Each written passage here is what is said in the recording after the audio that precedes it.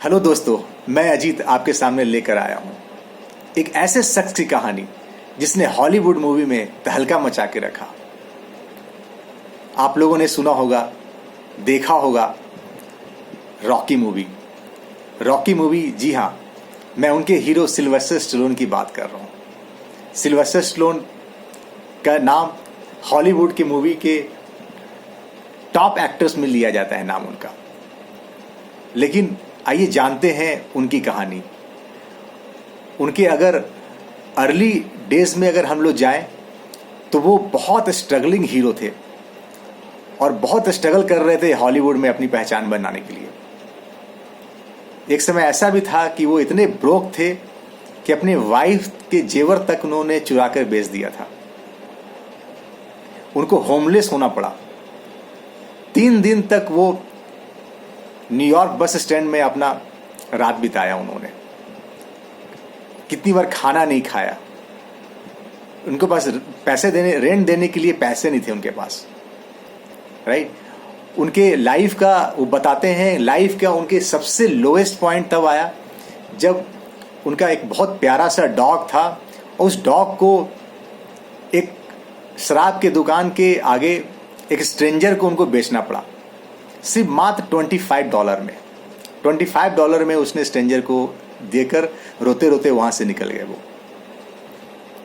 ठीक 2 वीक्स के बाद उन्होंने एक मोहम्मद अली एंड चैक पेपनर के बीच में एक फाइट एक टीवी में देखा, और देखने के बाद वहां से उनको इंस्पिरेशन मिला एक स्क्रिप्ट लिखने की, एक रॉकी कैरेक्टर की एक स्क्रिप्ट लिखने की। उन्होंने लगभग उस पर 20 घंटे काम किए और 20 घंटे के बाद उन्होंने वो स्क्रिप्ट लिखा। और स्क्रिप्ट लिखने के बाद बहुत से प्रोड्यूसर डायरेक्टर के पास वो गए, बहुत से लोगों ने मना किया।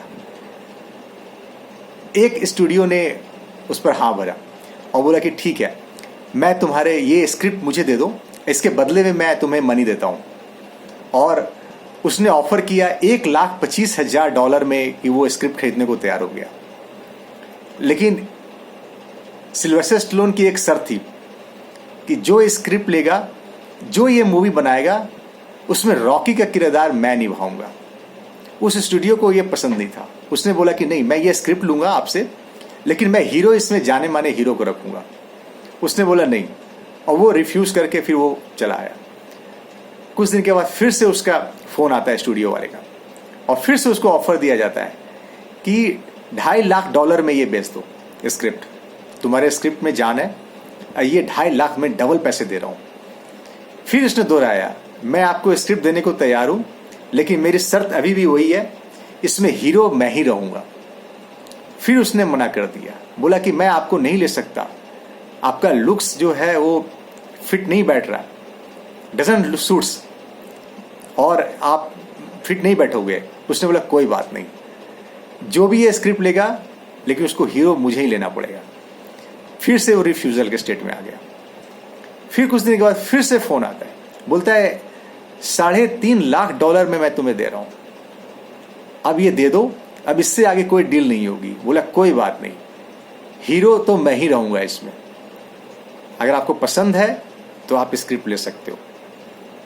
फिर स्टूडियो वाला हार मान गया। उसने बोला कि अच्छा ठीक है, मैं $35,000 तुम्हें दूंगा, और इस स्क्रिप्ट में और इस मूवी में तुम हीरो रहोगे, और दोनों के बीच में डील हो गई। जानते हैं उसने $35,000 में सबसे पहला काम क्या किया? उसने वो डॉग जिसने बेचा था $25 में, उसको वो ढूंढने निकला वो, और वो उसी शराब के दुकान के बाहर खड़ा हो गया।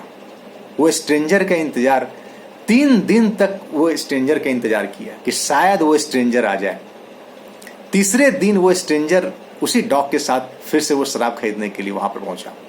उसको देख करके उससे गया, उससे बात किया, बोला कि ये डॉग मुझे वापस कर दीजिए। अपना स्थिति बताया कि किस कारण से मैंने अपना ये डॉग आपको दिया था, तो मुझे ये डॉग वापस चाहिए। तो बोला ये डॉग मैं आपको नहीं दे सकता। तो बोला कि अब मैं आपको $25 के बदले में मैं आपको $100 देता हूँ। बोला नहीं, मैं नहीं दूंगा। $500 देता हूँ। बोला नहीं, मैं नहीं दूंगा आपको। $1,000 देता हूँ, तब भी उसने नहीं दिया। उसने $15,000 $15,000 उस डॉग को वापस लेने के लिए दिया और $15,000 में वो मान गया। इस तरह से उसने वो डॉग को वापस लिया। वो बहुत प्यार करता था उस डॉग से, राइट। फिर मूवी में काम किया वो, और मूवी जब रिलीज हुई तो one of the greatest blockbuster साबित हुई।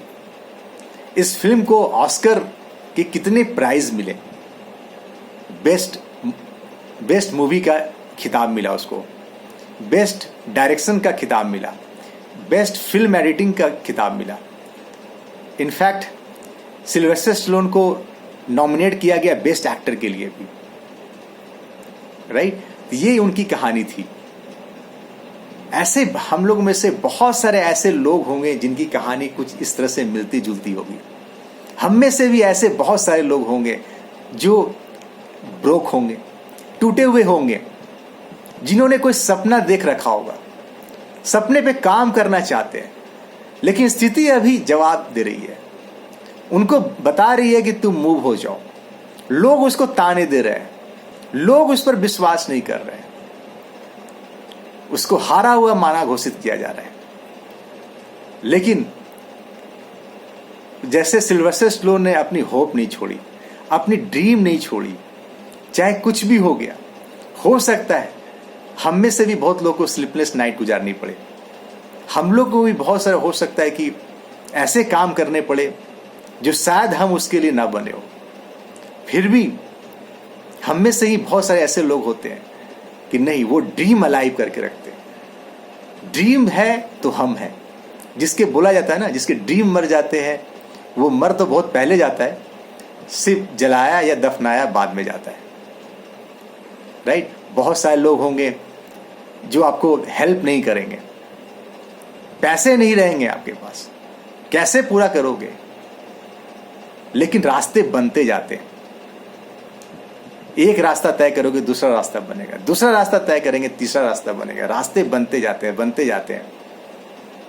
वो बोलते हैं ना कि आप बढ़ते रहो, रास्ते खुद ब खुद बनते रहेंगे, राइट। नेवर